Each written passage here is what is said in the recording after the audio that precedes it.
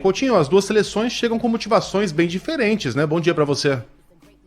Tudo bem, Megali? Bom dia a você, a todos no Brasil, a todos aqui que estamos trabalhando nessa reta final de Copa do Mundo, com expectativa, sim, para a decisão, mas, Megali, com expectativa para como vai se portar a Croácia nessa partida. Eu acho que você, quando me perguntou, né, e falou de motivações diferentes, você imaginou como é que vai ser a cabeça da Croácia para disputar um título de consolo, digamos assim, né? É porque a Croácia é a atual vice-campeã do mundo e tem pra gente ficar naquela palavra em inglês, um downgrade, né? Ela vai agora disputar a terceira colocação. Já Marrocos fez história, já é a seleção mais longínqua, a seleção que chegou mais longe na história de 21 edições de Copas do Mundo, e agora vai tentar saltar um degrauzinho a mais, terminando no pódio, porque tem cerimônia de pódio no dia seguinte aqui em Doha, no Catar. Então o Marrocos, imagino eu, vai estar muito motivado, a seleção vai estar muito motivada, e a Croácia é um grande ponto de interrogação. Sabe o que é bacana, Megali? Não sei se você se lembra de algumas decisões de terceiro lugar, históricas. Normalmente é uma partida mais descompromissada para o bem. As equipes não marcam tão em cima, procuram jogar futebol, procuram demonstrar aquilo que elas, por algum motivo ou outro, pelo medo de perder, não mostraram durante a competição. E aí, teoricamente, seria mais interessante para a Croácia, né? Porque Marrocos foi aquele sistema tático ferrolho e com jogadores muito bons, né? O número 8 é um jogador zaço, o Enrabal, o número 4 também, na primeira linha ali de marcação. Tem o Ziak, que é o jogador número 7, que atua pelo Chelsea. Tem jogadores interessantes, mas é uma seleção que sempre foi para jogar no contra-ataque, né? Não foi reativa, não foi muito ativa.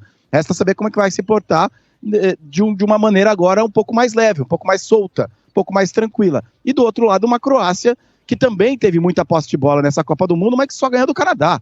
A Croácia, a verdade, só ganhou uma partida, 4-1 sobre o Canadá. De resto, foi uma Croácia de muito toquinho de lado e de pouca objetividade. Então, uma expectativa grande para saber como vão se portar essas duas seleções. Eu já vou escancarar aqui, apesar de eu estar envolvido nessa partida, daqui a pouco eu vou lá pro Califão, vou comentar esse jogo, eu vou torcer bastante pro Marrocos. Eu acho que se eu chegar no estádio neutro, a atmosfera que vai estar aquele estádio, 95% marroquina, vai acabar nos transformando um pouco em marroquinos também. Então acho que é um jogo interessante que vai valer muito para Marrocos e que a gente não sabe ainda qual a cabeça da Croácia nessa partida.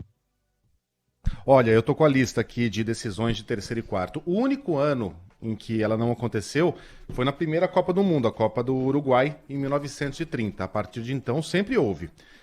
Em 34, a gente tem tempo, né? Sábado, vamos lá, um pouquinho de história. Em 34, a Alemanha venceu a Áustria. Em 38, o terceiro colocado foi o Brasil, que ganhou da Suécia. E aí a Suécia, em 1950, ganhou da Espanha. Em 54, a terceira colocada foi a Áustria sobre o Uruguai. 58, a França ganhou da Alemanha. Esse jogo foi 6-3.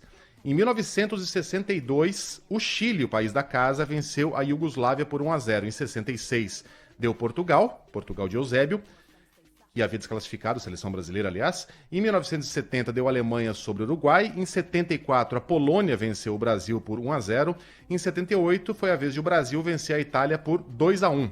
78, o Brasil venceu. Aliás, não há registro de entrega de medalhas. É a única final de terceiro e quarto em que não houve entrega de medalhas. O Brasil ganhou uma placa pela terceira colocação, que está lá na sede da CBF. Em 82, a Polônia venceu a França. Em 86, a França bateu a Bélgica. Em 90, a Itália venceu a Inglaterra. Em 94, a Suécia bateu a Bulgária.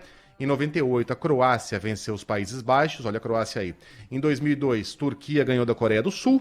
Em 2006, a terceira colocada foi a Alemanha, que bateu Portugal. Em 2010, aliás, em 2006, quando a Alemanha venceu Portugal, os caras não voltaram para casa, né? Eles já estavam em casa, a Copa era lá.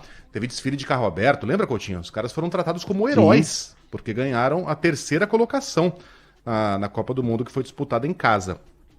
Em 2010... de novo a Alemanha, 3-2 para cima do Uruguai. Em 2014, lembra? Depois do 7-1, todo mundo curioso para ver como o Brasil ia se comportar contra os Países Baixos. Holanda, vai. E a Holanda venceu por 3-0. Esse jogo, Megali, esse placar foi construído no primeiro tempo, não foi? Não, com 15 minutos a Holanda já venceu o Brasil por 2-0. A Holanda, aliás, esse jogo, né, com 2 minutos saiu um pênalti para a Holanda, numa jogada num pênalti que não foi. O Thiago Silva puxa o Robben fora da área, e aí é uma curiosidade. Se o juiz marcasse fora da área, ele tinha que expulsar o Thiago Silva. E aí o jogo poderia ter sido um estrago ainda maior. Mas ele deu pênalti, o Van Persie bateu, fez. E aos 15 minutos, a Holanda, num lance de impedimento, fez 2-0. Então, com 2 gols irregulares, a Holanda fez 2-0. E aí o Brasil, traumatizado pelo 7-1, parou o jogo. Parou de jogar. A Holanda estava com 2-0, o jogo foi horroroso, até que no segundo tempo, que a Holanda fez 3-0. Que lembrança, hein? E em 2018, consegue lembrar, Coutinho? 18 foi... Nossa, eu não consigo. Se você me falar seleções, talvez... Eu vou dar uma dica. A Bélgica perdeu para a Croácia e a Inglaterra foi derrotada para a França na semifinal. Foi Bélgica e Inglaterra, né? Eu não lembro desse jogo. Olha só como terceiro lugar não fica na nossa memória. Não lembro desse jogo. Eu também. E a gente estava na Rússia, né? Nenhuma lembrança. Não, eu já tinha voltado, eu só vi a primeira metade da Copa, eu fui como turista. A Bélgica venceu por 2-0, então a atual terceira colocada é a Bélgica. E hoje, ou Marrocos ou Croácia. Coutinho, valeu, bom trabalho pra você. Valeu, até mais tarde, gente.